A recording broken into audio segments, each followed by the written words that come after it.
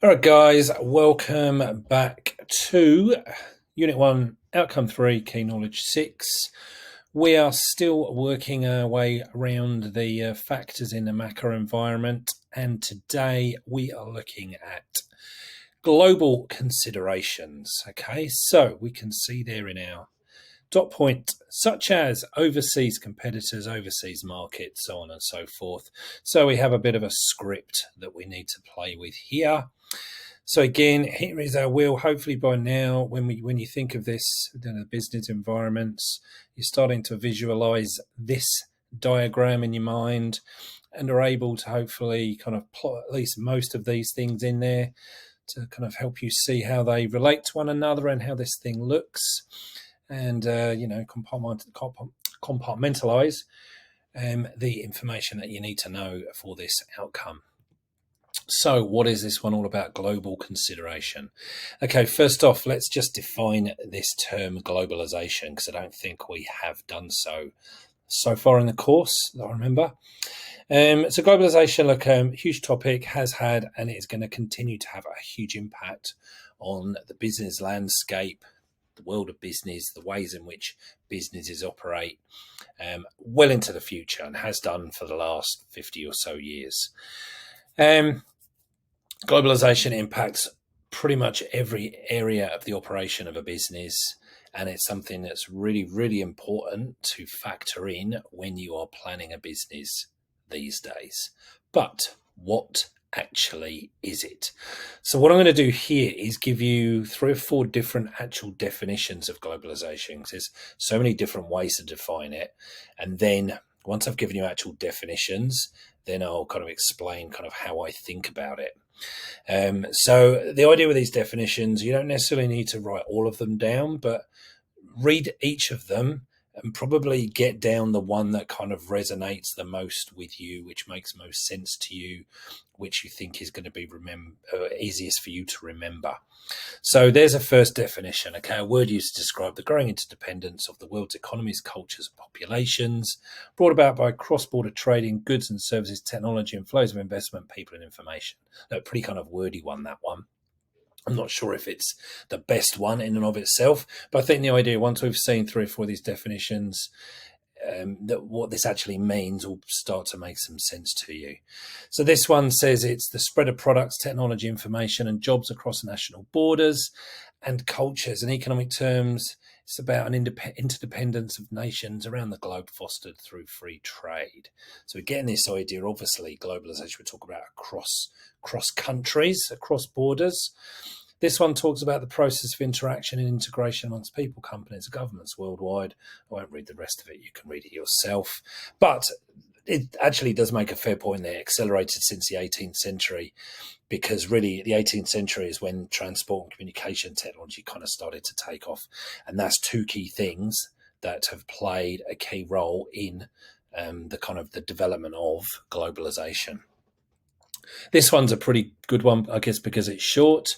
The process by which ideas, knowledge, information, goods, and services spread around the world. So how I think of this, right, it's kind of the process by which the world is kind of becoming like a smaller place. The world is becoming more interconnected.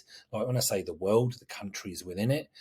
And what that's done is kind of created a one global economy in a way which, in an earlier time we wouldn't have had. Okay, these days it's much easier to travel to other places. It's much easier to connect with people in other places, through technology, and probably even more so since COVID, when we were all using Zoom and whatever the thing that we were using at school. I can't remember what it's called now, but that kind of technology where video calling, video conferencing, the internet. Everything, it's just that the world has become a kind of a smaller place. And I'm not saying define it that way, but that's kind of how I think of it. The fact that the world is much more interconnected, feels like a smaller place. It's easier to connect with people and places, the other side of the world, much more easy than it was, previously. Countries and people are not isolated from one another in a way that they once were. So that's kind of hopefully getting an idea what we mean by this concept of globalization, but do have one of those definitions up your sleeve that you could use when answering an actual question. Now, there are a lot of different aspects of globalization and the ways in which it can impact our business planning. But like I touched on before, the study design gives us a script for this one. So that is what we're going to stick to, and we're just going to follow that script. Otherwise, you could theoretically be here forever talking about this one. And the script, again, just going back to that study design dot point, I think there's 8 different points in there. Yes, there are. So that's the list that we're going to work through. Okay, so each of these issues we're going to take in turn, and they're not complicated. Okay, but again, it's just once you've finished the notes for this, again, it's a fair set of notes. It's a fair set amount of stuff to remember, but not overly complicated, I don't think. So the first one on that list was overseas competitors. So what we're getting at here is that nowadays you're setting up a business. Not only do you need to consider local competition, which would have always been the case, but it might also be necessary to include overseas competitors as well. Okay, depends on the type of business. Okay, I mean, if you're going to open a new cafe in Weir Street in Montmorency, obviously you're not going to be worrying about overseas competitors. But if you're selling some kind of a product, particularly if that product is not perishable, then presumably that people might have, or potential customers might have, the option of buying that from somewhere else via the internet. So, and the places that they might buy them actually might be based overseas. So all of a sudden you're thinking about, not just people can't just buy this from Montmorency, but they could potentially buy this from Europe, from Asia, from America, wherever it might be. So it depends on the type of the business, clearly. But the point is, it may well be necessary to include overseas competitors as well. Okay. And every year, Australian businesses are facing increased competition from overseas. A lot of that is from online. So when you're planning a business, you've got to think about the impact that those overseas competitors might have on your concept. So you're not just now planning to beat the local competition, you're planning on beating the competition wherever it may be. And increasingly, that may be coming from overseas. So how are you going to compete with them? How are you going to differentiate yourself from them, as well as the local competition that businesses have always naturally had to compete against? So that's what we're talking about here. Look, just an example here. Okay, Nourishing Bites. This is a Queensland, I think a northern Queensland-based business, actually an Indigenous business. It's been operating for a fair while now. They produce artisan handcrafted treats, foods, using natural Australian native ingredients, and that's their differentiator here. So they have a shop front up there in Townsville, and they wholesale to a bunch of restaurants and cafes, and they also sell their products online. So this business in the last couple of years has been doing really, really well. And I've just thrown on the screen there an example of one of their products, which is a chocolate hazelnut spread. Obviously very, very similar to Nutella. Nutella would be that international competitor. See, Nutella, part of Ferrero, which is an Italian company that dates back to the 1960s. So it's been going for 60 odd years. A global business. Yeah, Nutella is sold around the world. Hugely successful. So if you're selling a chocolate hazelnut spread, how do you even compete against that? And they actually apparently do very well for this. And they differentiate themselves because they're using local, natural, native Australian ingredients. Okay, so they differentiate themselves from Nutella, a leading international competitor, in that way. So just an example of how this kind of can play out. The second one on our list of 8, overseas markets. Okay, so while we just said that when you're operating a business, now you're likely to have business coming from overseas, and I say likely again, depending on the type of business that you're in. But flip that around, is also now much easier to sell overseas as well. Again, depending on what you're selling. Okay. So now, if you're selling some kind of product, again, probably it could be perishable, but particularly if it's not perishable and it's something that could easily be shipped, all of a sudden now, instead of just selling to the local market, like you probably were once limited to doing, you now theoretically could send this to anywhere in the world. Okay. So while you're competing with businesses overseas, you also now can access customers overseas. So it's kind of like a double-edged sword with that one. Okay, so this obviously increases the size and the diversity of your potential customer base, and actually reduces your dependence on just the local market. And you would find that some businesses that have kind of gone through this change, now, if they've been doing this for a while, probably a lot of their customers might actually now come from further afield, and it's, they're not just relying on the local market, whether that's further afield in Australia or overseas. But, this is the key to this. You now have access to customers overseas in a much, much easier way than what you used to be able to do. But some things to be aware of, okay? You need to think, particularly if we're going overseas, we need to think about the differing customer needs and differing customer expectations, okay? Remember, there's very distinct cultures in certain countries, and the way that they do business and what they expect of businesses might be quite different. So you need to be aware of any differences there. Obviously, there's going to be different legal and local government regulations that you might need to be aware of if you're selling into new markets overseas. There's going to be some extra costs associated with launching overseas, or getting your products overseas. So you'd need to think about that with your planning. You need to think about transportation and distribution, obviously. That would need to be part of your planning. And communication barriers. I mean, they could be language. Obviously, if you're suddenly got customers in another country, or you're having to deal with other people in other countries, obviously language can be an issue, but even time zones, okay? Australia, we're in a different time zone to certainly America and Europe. Very, very different. We're a little closer to Asia. Most of Asia we're within 3 or 4 hours of. But, Europe, we're talking between sort of 9 and 14 hours difference. And America, anything from sort of 14 to 19 hours difference. So you need to think about those type of barriers when you're communicating as well. Just an example here, McDonald's. We all know McDonald's. We all know that they operate globally. I believe they have restaurants in something like 200 countries now, which is insane.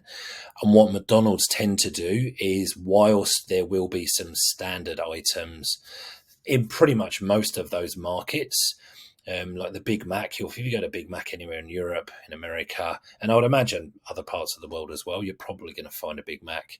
But they also have localized menu items as well, specific in certain markets that deal with or appeal to that particular market. So the dosa masala burger in Indian McDonald's obviously appeals to the Indian market specifically.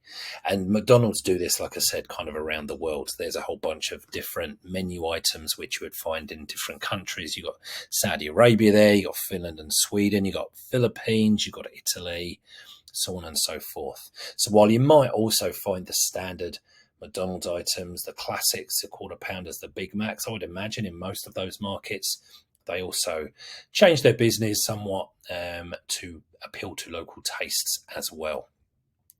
Third on our list of 8, offshoring labour. Okay, so when we're planning our business, one thing that we might now consider is offshoring some of our labour. What that means is moving some of the business's processes to a different country. So why might you do this? Lower labour costs, really. I mean, look, there's a second one there, accessing skills not available locally. Okay, maybe in some instances, but the reality is, if we're talking about Australia as a base, you're talking about accessing lower labour costs. Okay, Australia globally has some of, if not the highest labour costs on the planet. So if you're accessing labour markets, pretty much anywhere else they're going to be cheaper. But clearly, given Australia's locality, we're talking about accessing predominantly Asian labour markets, and they are often considerably cheaper. So that's really the reality of why we might offshore some labour, to access lower labour costs. Skills not available locally, perhaps. Again, a range of considerations that we need to be thinking about. Communication barriers, again, language, maybe time zone. Again, different legal and government regulations that you might be needing to deal with. time differences, kind of touched on there within communication. And I've got in there CSR, so business reputation, ethical treatment of workers, etc. If you are going to get involved, particularly in certain Asian markets, you've probably heard of the term sweatshop. There's this kind of almost assumption now that, Western businesses, when they use or they have factories or whatever up in parts of Asia, that, the workers are exploited, they're working in sweatshops. Look, historically, there has been a lot of that going on. I think these days probably there is less of that going on than there once was. But look, it probably certainly still is going on. But the point is, if you are planning on accessing workers in those markets, you need to be looking into this and looking at to make sure that any workers that have anything to do with your business are being treated the right way. There's ethical treatment of those workers, because ultimately that can come back to you in terms of a poor reputation for social responsibility and all of the bad stuff that leads from that. So that's something you need to be very, very careful of if you're going to be going down this path. An example of this, Telstra, they've been operating call centres in India and the Philippines now for years and years and years, okay? They're actually now in the process of closing most of them down because it turns out that they were not overly popular with customers for a number of reasons. But also, the reality is there is now technology moving on, which now is kind of allowing Telstra and other businesses like, that access call centres to digitise many of the processes that once were, operated by humans. So chatbots, AI, is kind of changing the landscape in that area somewhat. So there's probably less people operating call centres than there once actually were. But still, even as of 2023, all of these businesses that you see on the screen here were offshoring at least some of their contact center services. So it still is big business, okay, up in parts of Asia. And it tends to be parts of Asia clearly where English is spoken by a large proportion of the people, which is why India and the Philippines are two common countries. You won't tend to find call centers in China so often because English is not spoken by so many Chinese people. But yeah, so it's still a common strategy. Probably over the years with AI, it's going to be reducing, but it still is definitely a strategy. The fourth one on our list was exchange rates.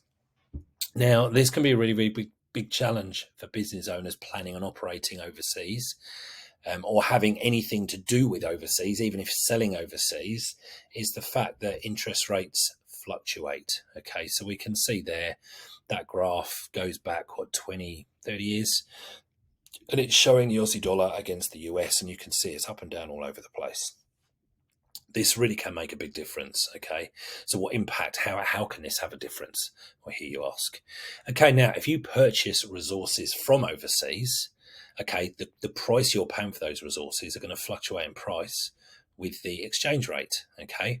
If you are selling overseas, your selling price for those overseas customers will need to fluctuate to maintain profit margins, okay? Because the price today is not necessarily going to be the same as the price next week because of changes in exchange rates, okay? Now, those changes can obviously go in one of two ways, up or down. So currency appreciation, which is when the value of the Australian dollar increases against the value of another currency. So in other words, if we're talking the US dollar, so if suddenly we can buy more US currency without Aussie dollar, that's currency appreciation, goes up in value. So that is good when you're buying resources or materials from overseas, because those resources and materials are now going to be cheaper. But it's bad if you are selling overseas, because then your products become more expensive for those buyers and therefore less attractive, unless you reduce your price, which is then obviously going to eat into your profit margin. So you need to think about those things. On the flip of that, currency depreciation is when the value of the Australian dollar decreases against the value of another currency.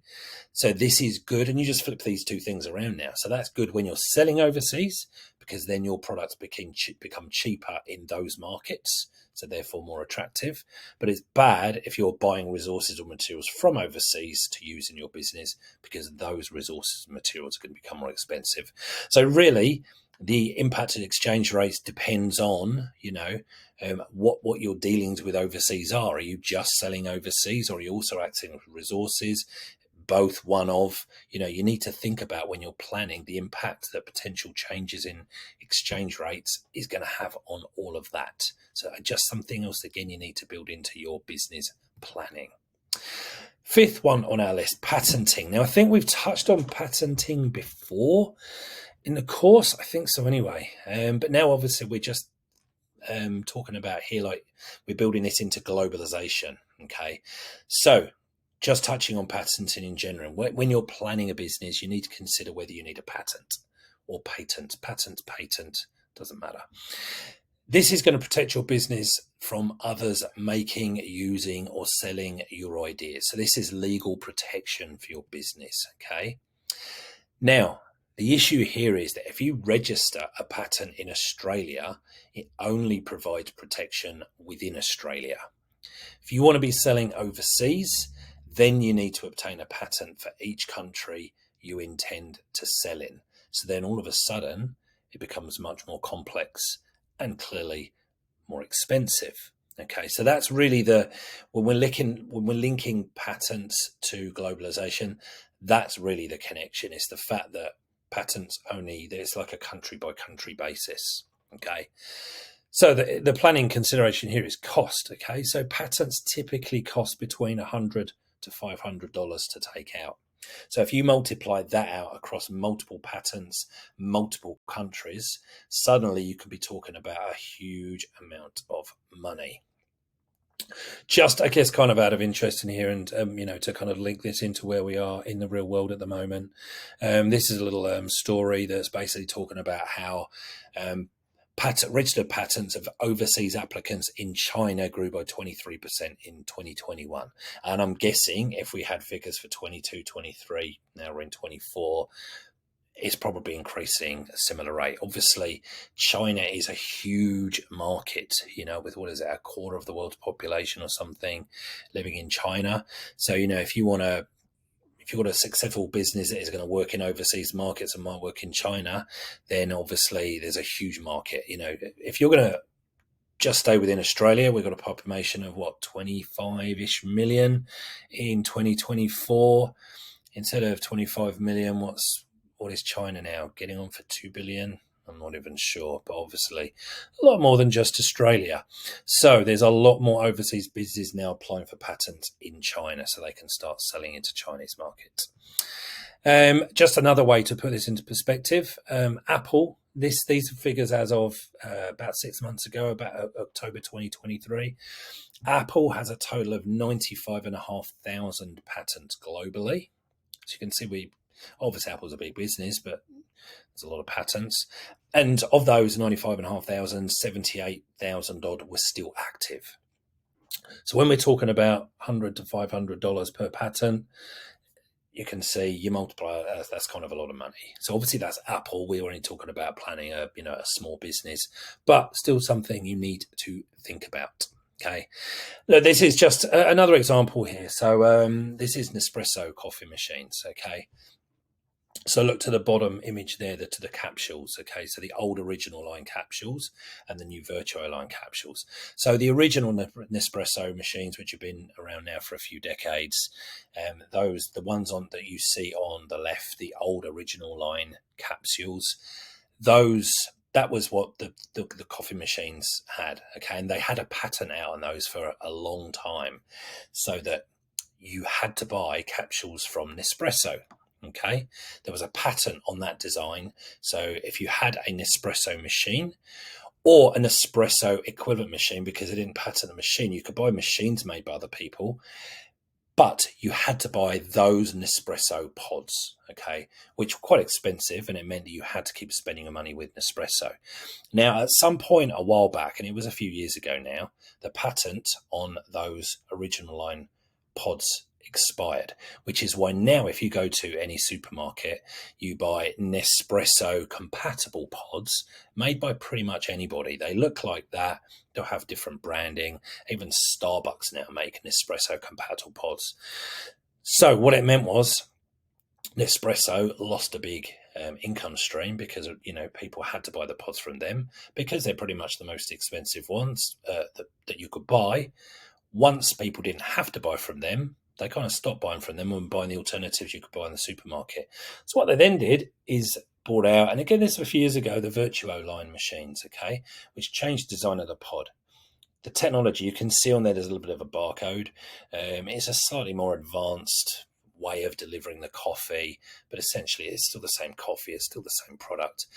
But they still have the pattern on those Virtuo capsules until 2030. So if you have a Virtuo line Nespresso machine, you are stuck to buying the Nespresso pods from Nespresso for at least another 6 years. And then again, the same thing will happen. The patent will expire and you'll suddenly be able to buy capsules that look like that in the supermarket, kind of made by anyone, and they will be much cheaper. So just an example of patents and how they protect a business for a period of time. Number 6, we're getting near the end here, copyrights. So again, this is obviously to do with legal protection. So copyrights provide the business owner with the exclusive right to control the use of its creative work. So photography, music, website content, all that sort of stuff. Now, in Australia, when a business idea or a piece of creative work is produced, whether it be on paper or electronically, it is automatically protected by copyright. Okay. So what you need to do when you're in your business planning processes is to make sure that you're not committing copyright infringement. So we're not talking about taking copyrights on your own stuff because that will happen automatically. What you've got to make sure is that you're not stepping on anybody else's toes in terms of copyrights. Okay, so you do not want to be committing copyright infringement. Just a little example of this. This was a few years back. Clive Palmer, who was heading up the United Australia Party, they had like a jingle, a song, and they were actually sued by an American music business, a record label, I guess you would say in the old, using the old language, Universal Music, because there was they argued that there was a reproduction of a 1984 Twisted Sister song.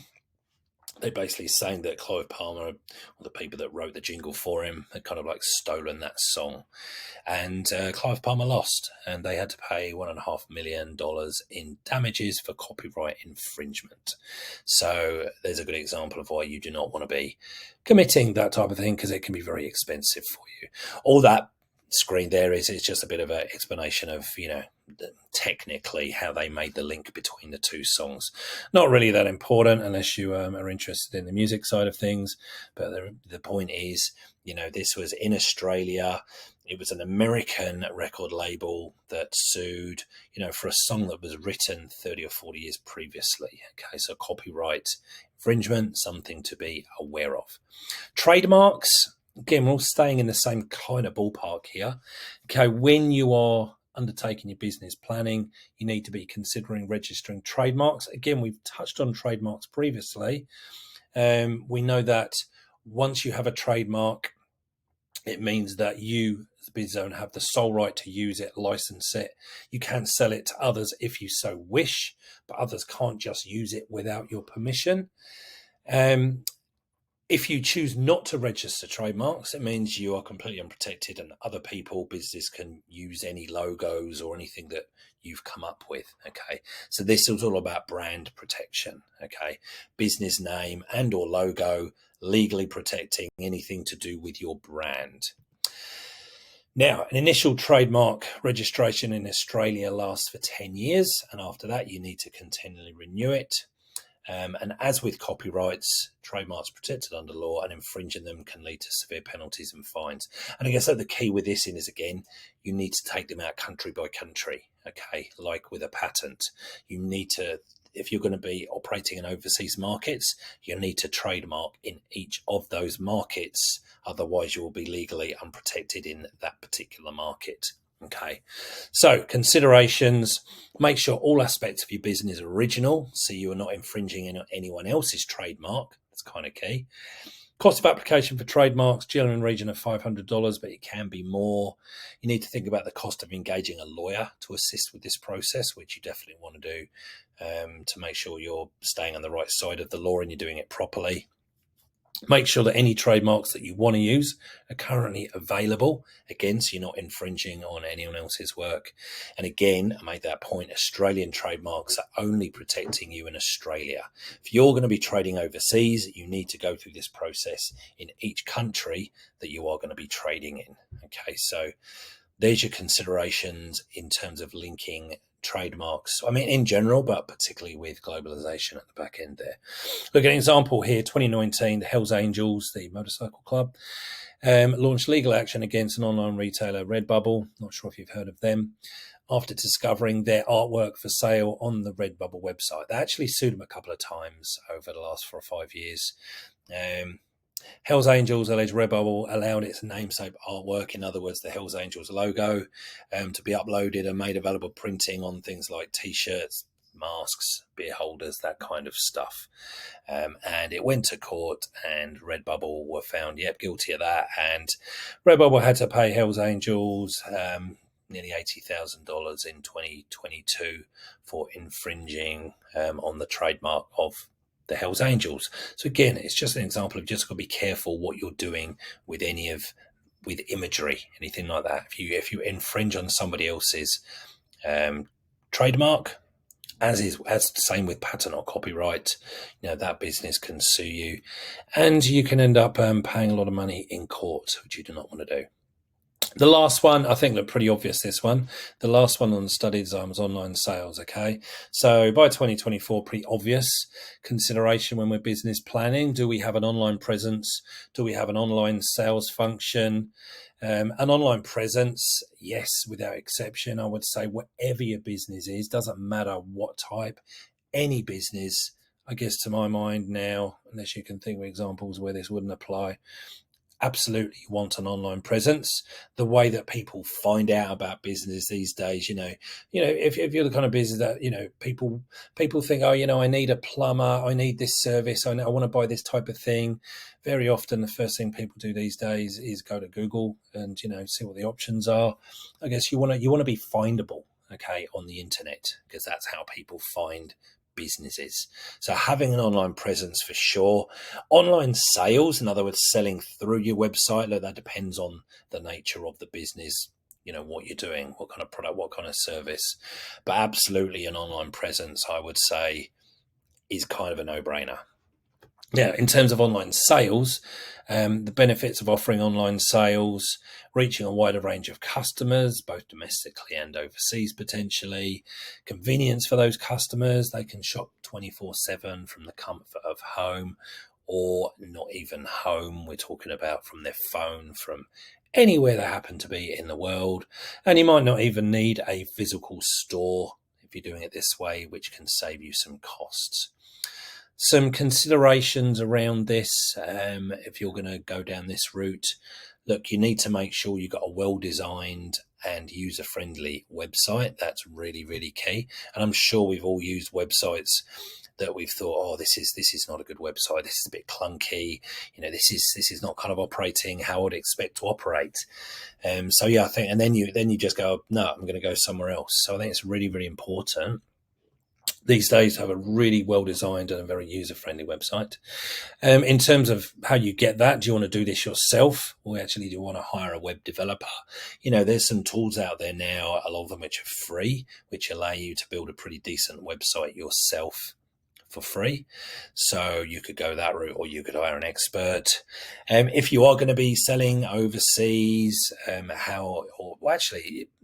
this would also apply within Australia, I guess, but even more so if you're going overseas, shipping, how are you going to get the product to the customer, and how you're going to charge. You're just going to charge a flat rate, or is it going to be per item?